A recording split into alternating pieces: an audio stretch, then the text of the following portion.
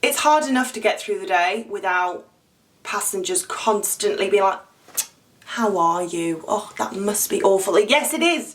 Yeah, it's awful. Shut up. I don't want to talk about it. Hey sailors, welcome back to Cruising as Crew. Today, we're going to go through some things that crew members absolutely hate passengers doing, because funnily enough, this is actually one of the main questions I get from you guys, which is really lovely actually. It shows how considerate you are and that you want to make sure you're treating crew appropriately and nicely, which is so lovely. Some of these were my pet peeves when I worked on cruise ships, but obviously after meeting and speaking to hundreds of crew members over the 10 years that I worked on board, I know that these are some popular ones amongst crew members in general. So that's what we're going to go through today, and I hope you enjoy it. The first thing that crew members hate passengers doing is bringing up sensitive topics that's going on in the crew members' home country, like war, like maybe natural disasters. You know, the world is a funny place at the moment. There's a lot of shit going on. I understand that as a passenger, you're probably just trying to connect with the crew member. You're also trying to be sympathetic, so I understand that bringing it up is most likely coming from a good place.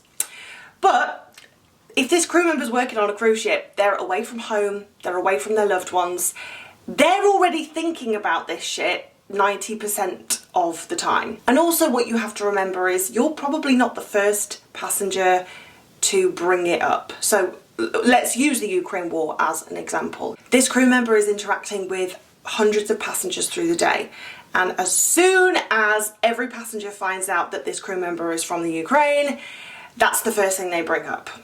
What's going on in Ukraine? So the whole day this crew member is talking about their family and the war. And how difficult do you think it's going to be to remain positive when you're forced to bring up the most awful thing constantly? And again, as a crew member, it's your job to appease the passengers. So you can't say like, can you not bring that up, please? Like, please don't, I don't want to talk about that.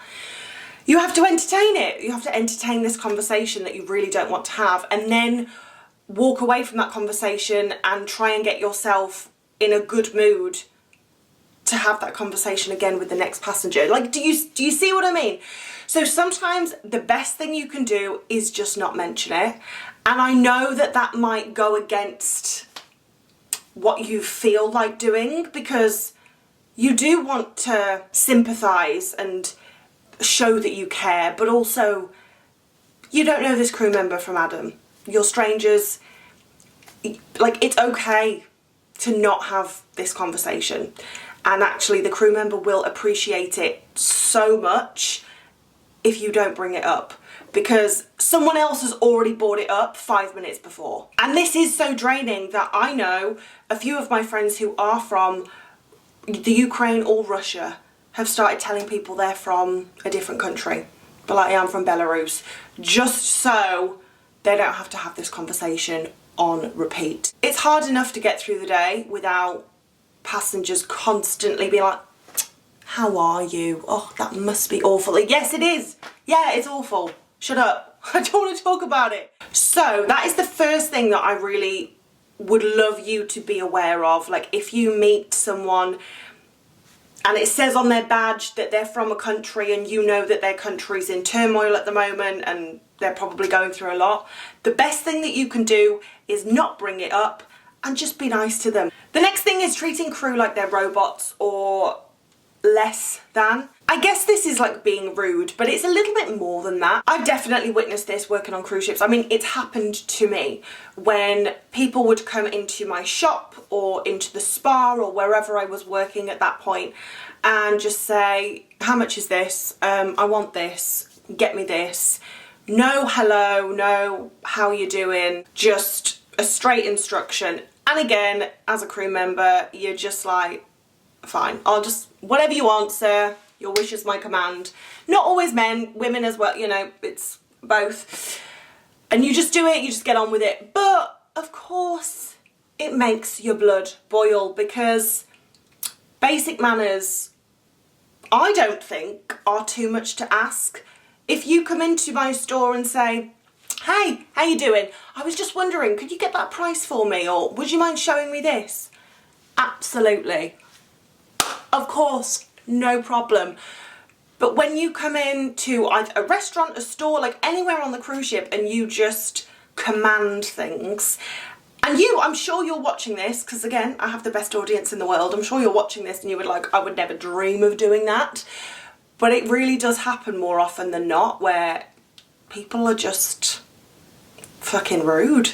Just some like basic decency would be great. And I have spoke about this so many times before, that like, you're gonna get so much more from that crew member if you're nice. If passengers came into my shop and they were really friendly, I'm gonna give them better service. If I have access to free samples, I'm gonna give it to the people that are nice to me. If they need any recommendations, I'm gonna go above and beyond to try and help them have a great cruise. If you're rude, I am going to give you the bare minimum. And that goes for every single crew member out there. Not only is it just common decency to be decent, but also you're gonna get more out of your cruise if you're nice and just treat crew members like they're people. Number 3 is not taking care of your children. So what I mean by this, cruise ships are generally very safe. And because it is an enclosed environment, I think it gives this illusion of total safety. You know, you can let your teenager roam around the cruise ship and there's only so far they can go. You know, they're probably going to go to kids club, they might have a wander around but you know what I mean, like it's very different to letting them wander around a town on their own. You're probably not going to let your 13-year-old wander around Barcelona on their own, but you can let your 13-year-old wander around the cruise ship on their own and be 99% sure that they're going to be absolutely fine. Right? So cruise ships are fantastic for parents because there's so many activities for parents and children, and because it is an enclosed space, they can separate. So I find that cruises are great for young teenagers because when they're getting to that age, like 11, 12, 13, where they're like, Mom, leave me alone, like they don't want to be with their parents all the time, they can still go on a family holiday, but the young teenagers can still have a bit of independence from mom and dad, and also mom and dad get a break from the teenagers. However, I've found, and many crew members have found, that passengers have this attitude about young children as well, which blows my mind, but it's happened to me where I've seen a kid in crew areas because their parents have obviously allowed this 7, 8-year-old to go wandering, but this 7 or 8-year-old has wandered into crew areas. Now, crew areas can be dangerous. Like, there's a lot of heavy machinery, crew members are rushing from one place to another, and if they get in the wrong place, it can be really dangerous. And I believe on every cruise line now, you're not allowed to be alone with a child. So if I'm in crew areas and I see a child is just wandering around lost, I have to get another crew member's attention and I'm like, we have to help this child together find their parents. So not only do I have to disrupt another crew member's schedule, disrupt my own schedule and help this child find the parents, even if the child doesn't want to find the parents, even if they're having a great time exploring, we can't have children wandering around in crew areas. Like, that's not okay. And sometimes security even needs to get involved because maybe those 2 crew members don't have time to help this child find the parents. So security will get involved and then they will take over the mission of finding this child's parents. And once they're reunited, the parents don't see an issue with it. They're like, well, they're fine. And the security are like, yeah, they're fine, but like they might not have been because 1, they're in crew areas, like they could have got knocked over by a forklift. I mean, that's drastic, but you know, it could happen. And also, anyone can come on a cruise. Let's say one of the bigger Royal Caribbean ships, there are 6,000 people on that ship. And I'm pretty sure there's going to be 1 bad person. You know, I hope not. Cruise ships are generally lovely places, everyone's very friendly, but there's no guarantee that everyone's normal, sane. So I'm sure you can understand why this one in particular really annoys crew members. Yeah, look after your kids. The next one is intense flirting with crew members. So I'm sure we all know by now that it is prohibited for crew members and passengers to connect romantically. But passengers are sometimes extra flirtatious, and I am gonna be honest, it's usually women with male crew members. Male passengers are usually very conscious about not being ultra flirtatious with female crew members because, you know, they don't want to make them uncomfortable, but I feel like it shouldn't be, but it is a bit of a blurry line for females, especially older women, you know, and if they've got a sexy bartender or something, they won't think anything of flirting with him or grabbing his bottom or, you know, but I'm just here to tell you that that is still sexual harassment. It does work both ways.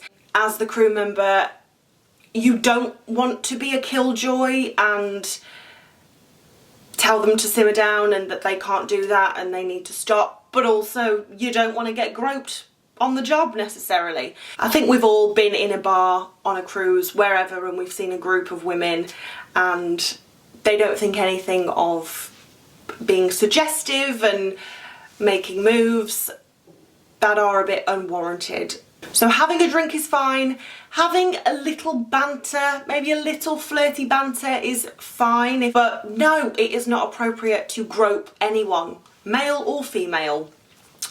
It's not okay. I think it's just a case of trying to be as perceptive as you can. Like, you should know that groping someone is a no-no. But also, if you're flirting and you're having a bit of banter, just try and gauge whether they're feeling uncomfortable by it or not. It's pretty easy to spot, you know? If they're reciprocating the banter, then great, you're having a laugh, all is good. If they're like physically moving backwards and wincing, then your jokes probably aren't going down that well. So I understand that when you're on a cruise and you've had a few drinks, you want to let loose and you want to have fun with the crew, because usually the crew are good fun and they're good conversationalists, but just try and understand that you really can't cross that line. The next one is about complaints, and I know we spoke a little bit about this before. Like, if you are going to complain, there's a way to do it so you don't treat the crew member like a robot. But also, it is important to talk to the crew member rather than going straight to their superior. So again, I've had it before where someone had a complaint about me, or someone came into my shop when I worked on Virgin, asked me for a product, and I said, like, I'm so sorry, I don't have that product. And they went to my manager to complain about the fact that we didn't have enough stock, but also I didn't offer an alternative suggestion. And I obviously got in shit for that.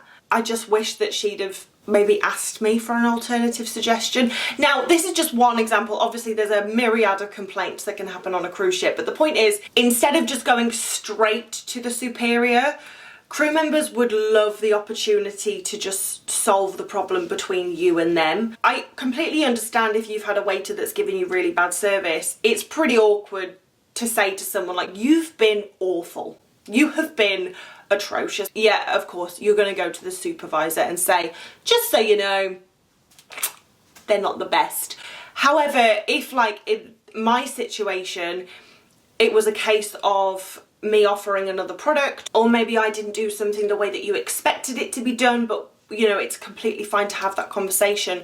Crew members prefer it a lot more if you speak to them rather than just go straight to the supervisor. The thing is also, these supervisors are generally really busy with other stuff. So if you get hold of a supervisor, the supervisor's already pissed off that they have to come and speak to you because they're like, I have so much paperwork to do. This is the last thing I want to be worried about. And then even if the supervisor agrees with the crew member, because that does sometimes happen, you know, some passengers have strange complaints, the supervisor is still going to be annoyed at the crew member for putting them in that position where they had to speak to a passenger. Do you see what I mean? So you, as the passenger, having the courage to just speak to the crew member instead of rushing to their supervisor is going to make everyone's life better, and the crew member is going to appreciate it. I know I always did. I was like, I'm a human, I'm pretty normal, just talk to me and like, let's resolve this. And usually it was resolved and there was no need for me to get shit from my manager. Because also what happens a lot with complaints is, let's use a meal for example. People will sit through the entire meal hating the experience and then they will complain after the meal. And it's like, if you'd have told me during the meal, I could have amended some things and maybe we could have made the experience better. But if you wait till it's finished, well, it's finished. I can't do anything about it. So not only do you want to try and complain to the person, but also like while it's happening, like not a few days after. We can't do anything then. This one is one that I have spoke about many times, and it is picking fault with crew members' English abilities. So what you have to remember is crew members come from all over the world, okay? Which means that for, I would say 95% of the crew, English is not their first language. In fact, a lot of crew members don't even just speak 2 languages, they speak like 3 or 4. So imagine how useless I felt, only speaking the one. But what I came to find through working with all of these people from all over the place is they're generally pretty insecure about their English abilities. Like, I would work with people thinking their English was fantastic, but they would pick themselves apart and be like, oh no, I don't say this right, and don't judge me for my English. And I'm like, bro, I can't speak in any other language. Like, of course I'm not judging you for your English. But they do get judged. It's not only the English language, it's all of these different accents that you have to take into account. And I am English, and I've met people from Birmingham, which is where I live, and I'm like, I don't know what you're saying. And the point I'm trying to make is, if you are speaking to a crew member and you can't understand them, that's okay. That's normal, but just be nice about it. Because it's not just them, because if you spoke their language, you'd be able to understand them. Communication is a two-way street. If you can't understand what they're saying, well, you're both the issue. It's not their language skills that's the issue. You also have limitations.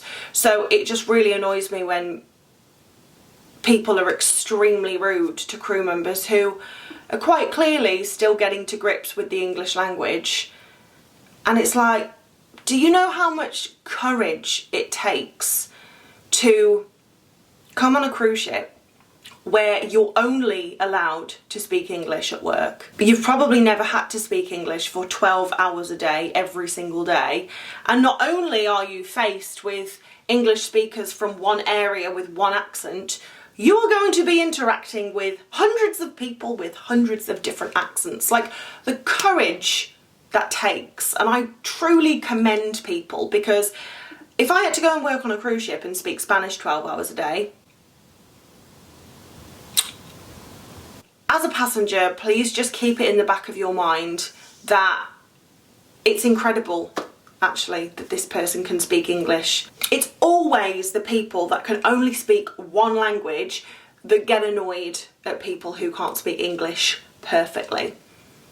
I have never, I'm sure it's happened, but I've never seen someone get annoyed at someone for their limited English skills who can also speak 6 languages. Because if you have taken the time to learn 2 or more languages, you're going to be a lot less critical of someone who's in the process of doing the same. So if a crew member has broken English, they're probably already not that confident about their English skills. So the last thing they need is you pointing out that they're not great at English. When you go on a cruise and you plan your budget, you need to factor in gratuities, okay?